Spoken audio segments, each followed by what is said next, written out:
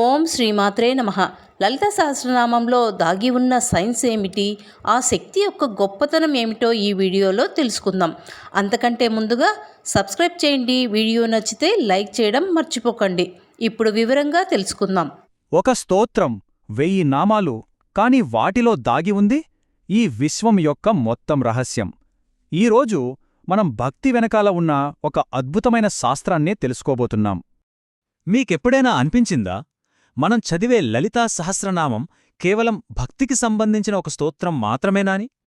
లేకపోతే దాని వెనకాల ఒక గొప్ప సైన్స్ దాగి ఉందా? అయితే పదండి, ఈరోజు మనం భక్తి నుంచి సైన్స్ వరకు ఒక ఆసక్తికరమైన ప్రయాణం మొదలుపెడదాం. మన ఈ ప్రయాణంలో ముందుగా కొన్ని రహస్య సంకేతాలతో మొదలుపెట్టి శక్తి, శబ్దం, యంత్రం, ఇంకా మన శరీరం వెనుకున్న సైన్స్ను అర్థం చేసుకుంటూ చివరికి జ్ఞాన మార్గాన్ని చేరుకుందాం. సరే, ముందుగా ఈ పవిత్ర గ్రంథంలో దాగి ఉన్న కొన్ని సీక్రెట్ కోడ్స్ గురించి తెలుసుకుందాం. లలితా సహస్రనామం ఇది బ్రహ్మాండ పురాణంలో భాగమైన ఒక పవిత్ర స్తోత్రం. ఇందులో అమ్మవారికి సంబంధించిన 1000 పేర్లుంటాయి. కాని అసలు విషయమేంటంటే, ఇక్కడ ప్రతి నామం కేవలం ఒక పేరు కాదు, అది ఒక శక్తి, ఒక లోతైన అర్థం, ఒక సీక్రెట్ కోడ్ అన్నమాట.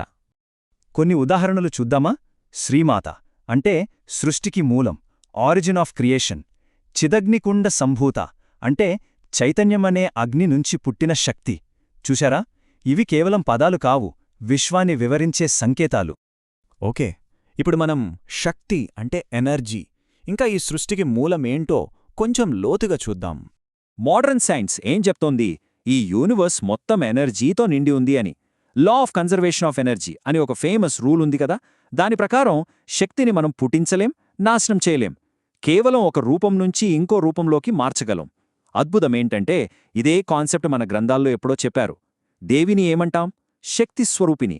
అంటే ఈ విశ్వంలో ఉన్న అన్ని రూపాల్లోని శక్తి ఆమె అన్నమాట. ఇప్పుడు మనం శబ్ద ప్రపంచంలోకి వెళ్దాం. మంత్రాల వెనుకున్న విజ్ఞానాన్ని అర్థం చేసుకుందాం. లలితా సహస్రనామంలోని ప్రతి నామం ఒక మంత్రం, మరి ప్రతి మంత్రం ఒక శబ్దతరంగం. సైన్స్లో మనం దీన్ని సౌండ్ వేవ్స్ అంటాం.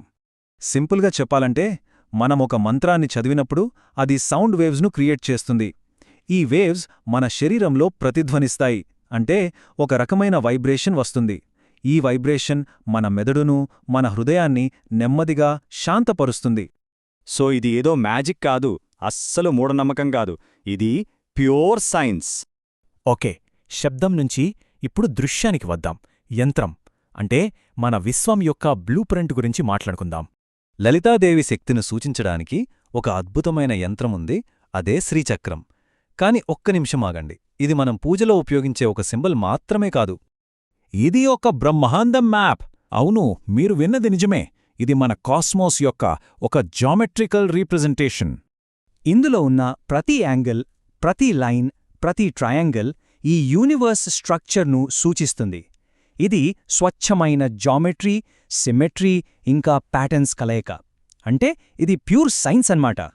ఇప్పుడు ఈ పెద్ద పెద్ద కాస్మిక్ ఐడియాలను మన శరీరానికి, అంటే ఈ చిన్న విశ్వానికి ఎలా అప్లై చెయ్యొచ్చో చూద్దాం. మన పురాతన గ్రంథాల ప్రకారం మన శరీరం కూడా ఒక చిన్న విశ్వం లాంటిదే. మనలో కొన్ని ఎనర్జీ సెంటర్స్ ఉన్నాయి, వాటినే మనం చక్రాలు అంటాం. ఇవి ఈ విశ్వానికి ఒక మైక్రోకాసంగా పనిచేస్తాయి.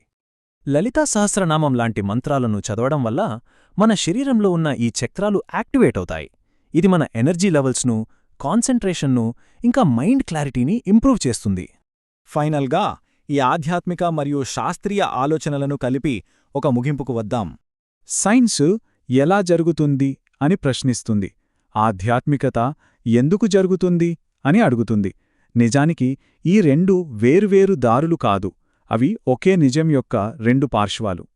కాబట్టి లలితా సహస్రనామం అనేది కేవలం అమ్మవారి పేర్ల సమాహారం కాదు, అది ఒక కోడ్, ఒక శక్తి, ఒక సంపూర్ణమైన జీవన విధానం. అందుకే అంటారు గదా, భక్తితో చదివితే శాంతి దొరుకుతుంది, కాని దాన్ని అర్థం చేసుకుని చదివినప్పుడు జ్ఞానం సిద్ధిస్తుంది.